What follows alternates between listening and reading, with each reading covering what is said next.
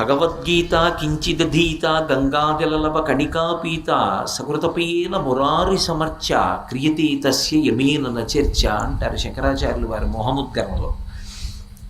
భగవద్గీత కించిదధీత గంగాజలలవ కణికాపీత. గంగానదీ జలం ఒక్క నీటి చుక్క నాలుక మీద పడిందనుకోండి, వాడికి యమేన నచర్చ, యమధర్మరాజు గారితో కానీ యమధర్మరాజు గారి భటులతో కానీ చర్చ ఉండదు. అలాగే శంకర భగవత్పాదులు చేసినటువంటి శ్లోకములు ఎంత పెద్ద పెద్ద స్తోత్రాలు చేశారు అన్నదానితో సంబంధం ఉండదు.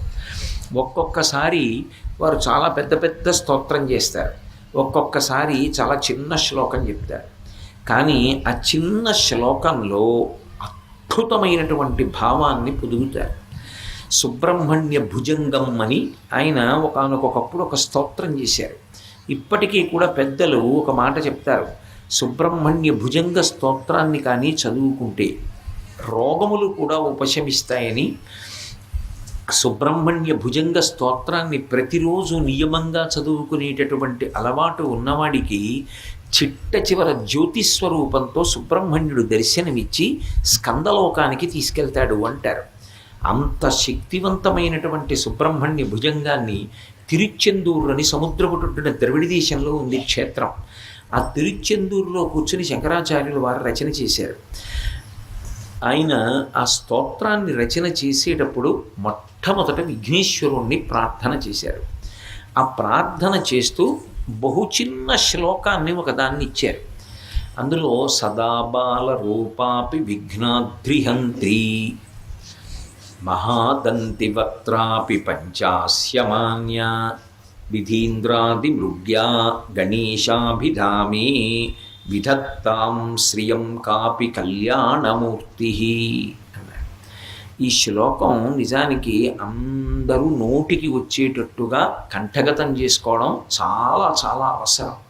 ఎందుకంటే విఘ్నేశ్వరుణ్ణి ఈ శ్లోకంతో ఒక్కసారి పిలిస్తే కాపి కళ్యాణమూర్తి విధత్తాం శ్రియం అన్నారు.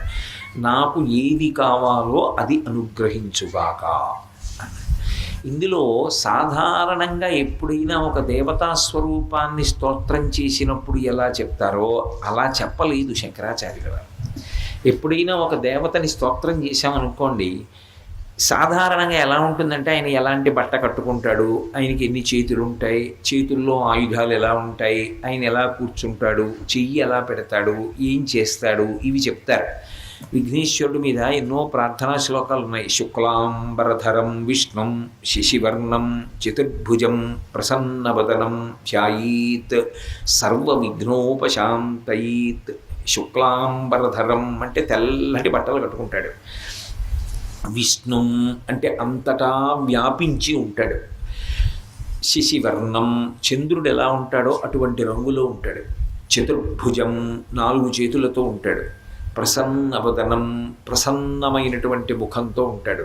ధ్యాయీత్ అటువంటి విఘ్నేశ్వరుణ్ణి ధ్యానం చేస్తే సర్వ విఘ్నోపశాంతయీత్ సర్వ విఘ్నములు తొలగిపోతాయి అన్నారు. సర్వం శ్రీ ఉమామహేశ్వర పరబ్రహ్మార్పణమస్తు. స్వస్తి.